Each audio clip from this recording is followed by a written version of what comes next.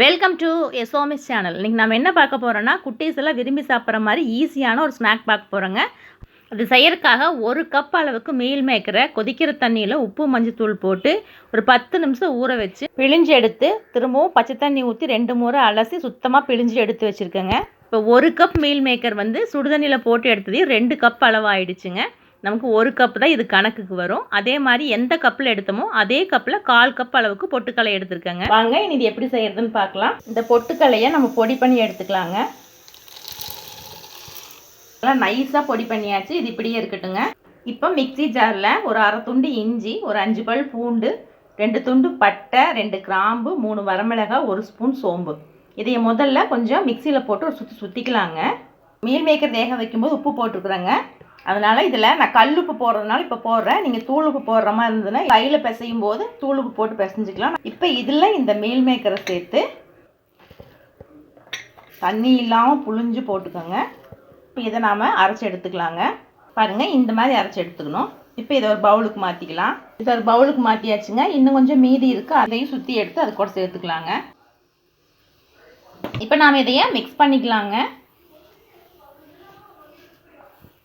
இப்போ இதில் இங்கே பாருங்கள், பெரிய வெங்காயம், மல்லித்தலை, கறிவேப்பிலை, 2 பச்சை மிளகா, 2 பல் பூண்டு எல்லாத்தையும் சேர்த்து நான் சாப்பரில் சாப் பண்ணி வச்சுருக்கேன். இந்த மாதிரி இதை எல்லாத்தையும் ஒன்றா மிக்ஸ் பண்ணிக்கலாம். இப்போ எல்லாத்தையும் இதில் நம்ம சேர்த்தாச்சுங்க. இது கூட நம்ம பொடி பண்ணி வச்சோம் இல்லைங்களா பொட்டுக்கடலை மாவு, அதைய முதல் கொஞ்சம் சேர்த்துக்குங்க. இப்போ இது எல்லாம் நல்லா ஒன்றா கலந்துக்கலாங்க. தண்ணி எதுவும் ஊற்ற வேண்டாம். நம்ம மீல் மேக்கர்லேயே தண்ணி இருக்கும். நல்லா இதுலேயே நல்லா பிசைஞ்சு எடுத்துக்கோங்க. அந்த தண்ணியெல்லாம் நல்லா அப்சர்வ் பண்ணிக்கும். மீதி இருக்கிற பொட்டுக்கடலை மாவையும் சேர்த்துக்கலாங்க. பாருங்கள், நல்லா பிசைஞ்சு எடுத்தாச்சு. நம்ம உருண்டை பிடிக்கிறதுக்கு கரெக்டாக வருது பாருங்கள். தண்ணி கொஞ்சம் கூட இல்லை. இந்த மாதிரி இருந்தால் தாங்க எண்ணெய் இழுக்காது. நல்லா இந்த மாதிரி டைட்டாக பிடிச்சி எடுத்துக்கலாம். உங்களுக்கு எந்த ஷேப் வேணுமோ உருண்டையாக வேணாலும் போட்டுக்கலாம், இல்லை இந்த மாதிரி கட்லெட் மாதிரி தட்டி வேணாலும் போட்டுக்கலாங்க. இப்போ எல்லாத்தையும் நம்ம உருண்டை பிடிச்சி எடுத்துக்கலாங்க. பாருங்கள், எல்லா உருண்டையும் பிடிச்சி எடுத்தாச்சு. இனி அடுப்பில் கடாய் வச்சுக்கலாம். கடாய் காஞ்சதையும் எண்ணெய் ஊற்றிக்கலாங்க. பொரிக்கிற அளவாக ஊற்றிக்கலாம். நான் இப்போ கொஞ்சமாக ஊற்றி தான் பொரிச்சு எடுப்பேங்க.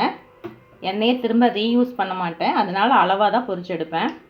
கொஞ்சம் டைம் ஆகுங்க. நீங்கள் எண்ணெய் நிறைய ஊற்றி பொரிக்கிற மாதிரி இருந்தாலும் பொரிச்சுக்கலாம்.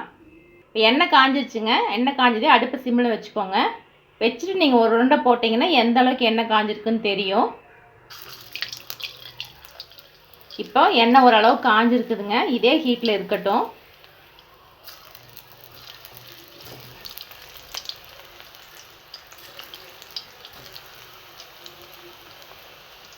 நான் உருண்டை சின்ன உருண்டையாக தான் பிடிச்சிருக்கேங்க. அப்போ தான் உள்ளே நல்லா வேகும்.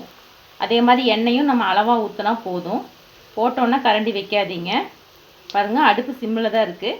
ஒரு நிமிஷம் சிம்மில் இருக்கட்டும். அதுக்கப்புறம் மீடியம் ஃப்ளேம் பண்ணிக்கலாம். எண்ணெயோட சூடு குறையுது பாருங்கள். அடுப்பு மீடியம் ஃப்ளேமில் வச்சுக்கோங்க, சரியாக இருக்கும்.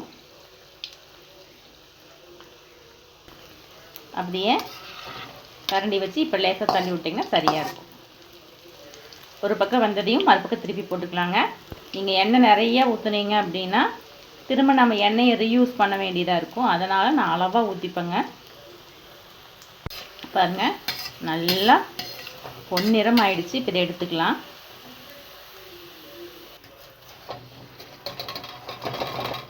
அவ்வளோதாங்க. பாருங்கள், சூப்பராக ரெடி ஆயிடுச்சு. பாருங்கள், மேலே அப்படியே மொறுன்னு இருக்குது, உள்ளே அப்படியே சாஃப்டாக இருக்குது. செம்ம சூப்பராக சுடுதுங்க.